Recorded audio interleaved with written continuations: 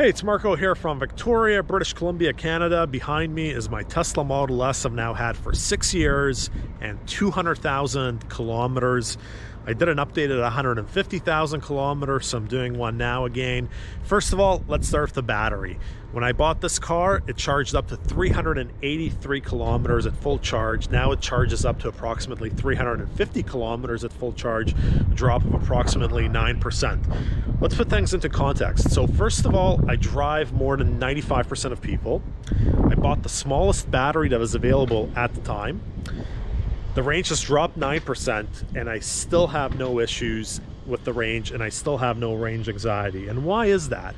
It's because even though I drive more than 95% of people, I still don't drive more than 200 kilometers a day. I'll drive 100, 150 kilometers a day.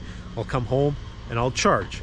When I go on road trips, the supercharging network has improved a lot in the last 6 years, which has compensated the decreased range, which is now 350 kilometers. I personally don't like driving 5 hours at a time, so I like to stop at superchargers, have coffee, charge up.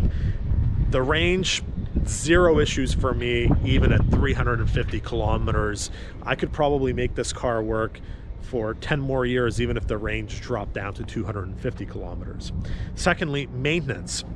In the last 50 kilometers, my main screen crapped out, but that was replaced by Tesla at their own cost due to some manufacturing chip issue. And then the only other thing I've had to do is I had to replace one of the door handles. That cost 600 Canadian dollars. Other than that, no maintenance. This car, believe it or not, I've had it since brand new. It has original brake pads. All the brake components are original. I had them inspected last year. There's still plenty of life left in all of the brake components. Absolutely amazing. The other cool thing about this car is it's actually gotten better over the last 6 years through software updates.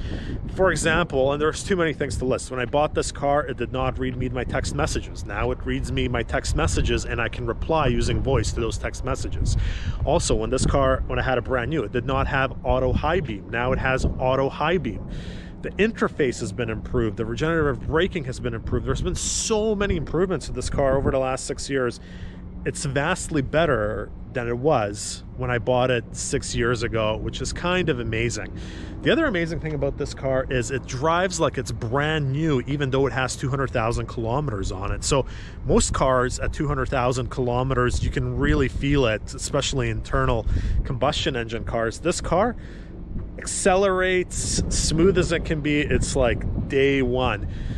Now let's move on to how it's held up in terms of paint and the interior. The paint for a car that I drive daily in the winter time, I don't wash very often, and I don't have any protection on it, no wraps, has held up pretty amazing for 200,000 kilometers. And the body style still looks pretty good. It hasn't really dated too much. Now to the interior. The interior is awesome, with the exception of the driver's side seat. So that is getting to be a bit dated, but that's to be expected at 6 years and 200,000 kilometers and me getting in and out non-stop. So if I could go back, I would definitely buy this car again.